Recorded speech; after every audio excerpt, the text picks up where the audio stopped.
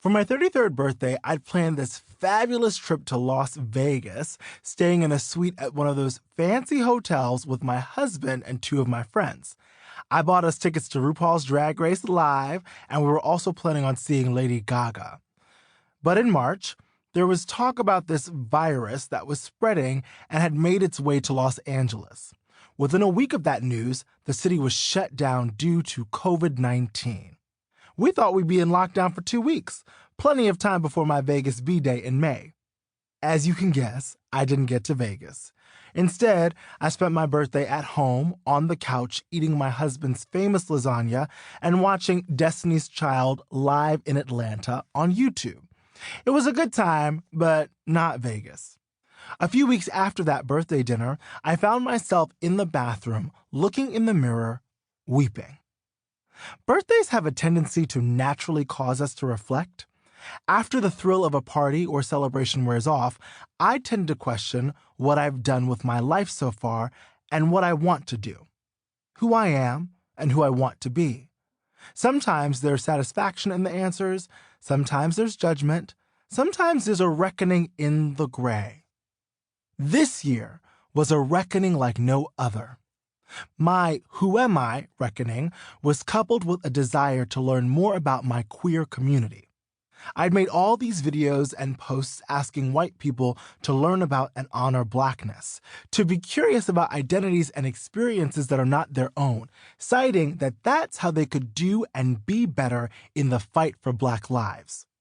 In that request, I realized that there were experiences in the queer community that I had never considered learning about. I'm a firm believer in practicing what you preach, so I got curious and began devouring videos and articles about gender identity, which included the non-binary community. Immediately, I related to the feelings and experiences of these non-binary vloggers, influencers, activists, and content creators.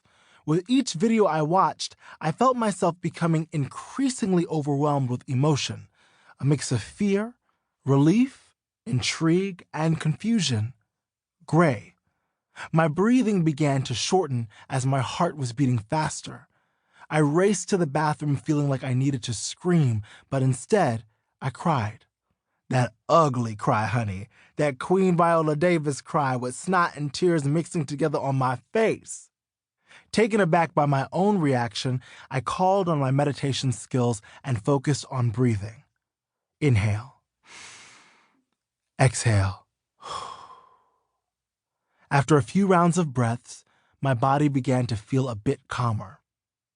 Finally, after 10 minutes or so, I emerged from the bathroom, a few tears still trickling down my face, and my dog, Corey, who sometimes fulfills his function as an emotional support animal, truly only when he feels like it, started licking them off my face. My husband walked into the living room, rightfully concerned, and asked me what was wrong, perhaps expecting a family emergency or a slightly older than quarter-life crisis. I think I'm non-binary, I said.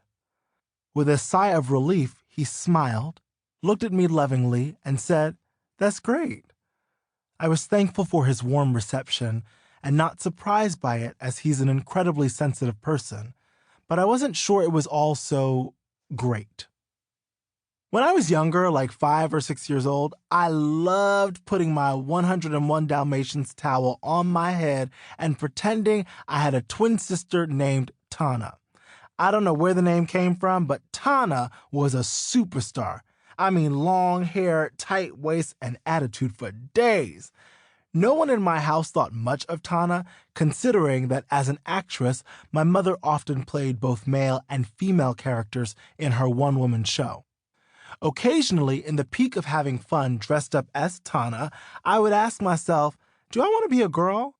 I asked myself that about a dozen times in elementary school, but the answer was always the same.